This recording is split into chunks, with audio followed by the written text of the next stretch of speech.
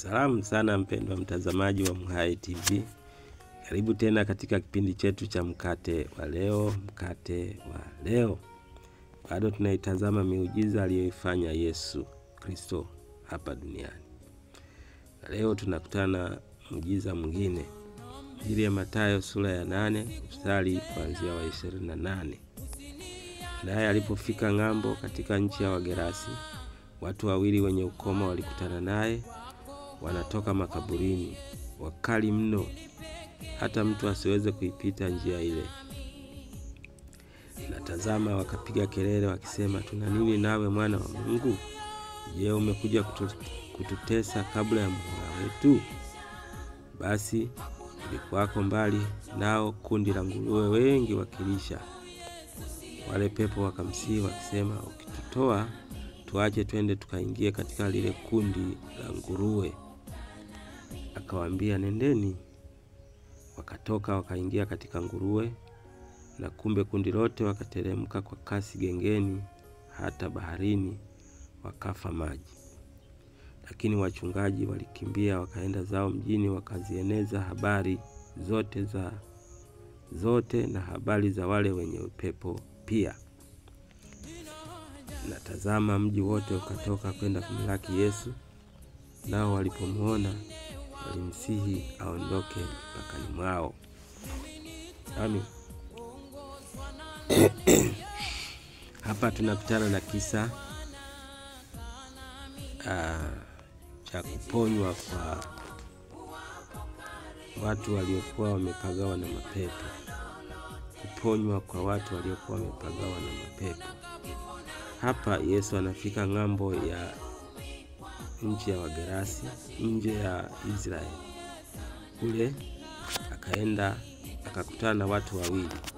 Ukisoma Injili ya Marko anasema akakutana na mtu mmoja, na kwa Luka pia. Sasa hapa anasema watu wawili. Basi hawa watu walikuwa naishi makaburini kwa sababu mapepo wengi walikuwa wamewaingia. Kwa Marko anasema wale pepo walipoulizwa yule mtu mwenye pepo akasema, wewe ni nani? Anasema, mimi ni jeshi. Kwa hiyo walikuwa mapepo wamewaingia hawa watu wengi sana mapepo. Kwa hiyo wakawa wamewafanya kuwa watu wasiokaa nyumbani, wanakaa makaburini. Kwa hiyo watu wote waliotakiwa kupita katika njia ile waliogopa sana, maana watu hawa walikuwa wakiwararua watu waliokuwa wakipita katika njia ile ya makaburini. Kwa hiyo watu wakaacha kupita kabisa katika njia ile. Sasa Yesu akapita katika njia ile na msafara wake. Basi wale watu walipomuona Yesu, Biblia inasema wakapiga kelele wakisema, tuna nini nawe mwana wa Mungu? Je, umekuja kututesa kabla ya muhula wetu? Hawa watu waliokuwa wakipiga kelele sio wao, bali mapepo yaliyokuwa ndani yao.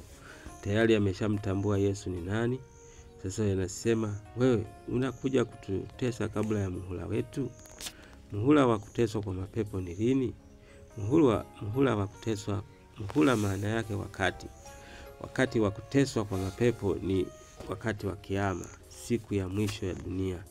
Ndio muhula ulioamriwa kuteswa kwa mapepo, kupelekwa jehanamu. Lakini kwa sasa wako huru kufanya watakavyo, wanatesa watu na hivi. Muhula wao bado fika, basi watateswa. Sasa wamewaingia hawa watu, wanawatesa. Yesu anakutana nao na sasa anajitetea, mbia, wewe baba, unakuja kwetu unataka kututesa kabla ya wakati wetu? Sasa tunakuomba. Kulikuwa na kundi la nguruwe wanachunga. Anasema, tunakuomba turuhusu twende kwenye wale nguruwe. Akasema, nendeni. Pepo yakaenda yakawaingia wale nguruwe. Biblia inasema wale nguruwe wakakimbilia baharini, wakatoswa baharini, wakafa wote. Wale wachungaji wa nguruwe walipoona wale watu wameponywa, watu wale maana mapepo yalipotoka wakabaki salama, wameponywa. Sasa wale wachungaji wakapeleka habari kijijini kwamba tumemwona mtu wa ajabu, na ya kwamba nguruwe wote wamefia baharini.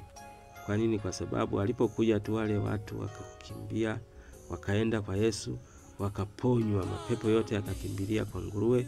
Nguruwe wote wamekufa baharini, twendeni mkamuone. Biblia inasema mji wote ukatoka wakaenda kumtazama Yesu, waenda kumlaki Yesu. Mji wote ukatoka wakaenda kumwangalia Yesu.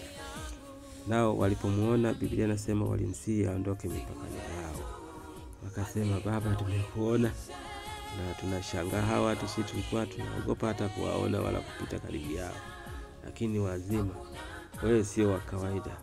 Hebu nenda kule kwenu Baba. Sisi hatujazoea hii. Nenda. Hii hali hatujawahi kuizoea.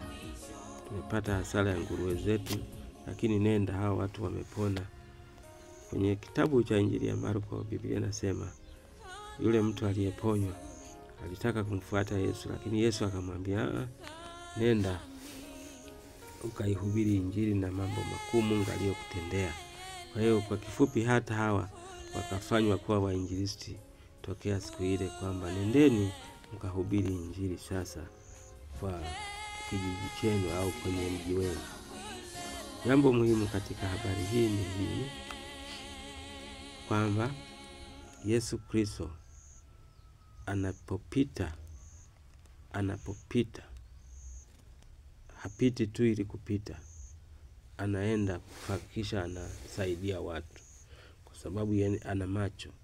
Kwa hiyo akipita hapa kwenu, akiona kuna mtu anahitaji msaada, hata mpita, hata hakikisha amemsaidia.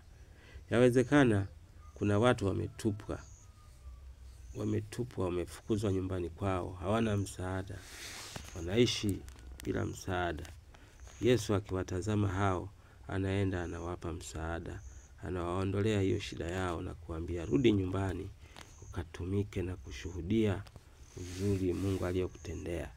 Kwa hiyo Mungu akiona wenye shida huwafuata na kuwaokoa. Angalia, Yesu amewaona watu kutoka mbali Israeli, amewaona watu ng'ambo ya Israeli, akasema twendeni. Wanafunzi waliuliza bila shaka, tunaenda wapi huko? Mbia, twendeni nifuateni. Wakaenda paka kwenye ile nchi, akawaponya hawa, maana walikuwa wameteseka sana. Yesu ana macho ya kuona shida yako, ana macho ya kuona tatizo lako, ana macho ya kuona changamoto yako tokea mbali.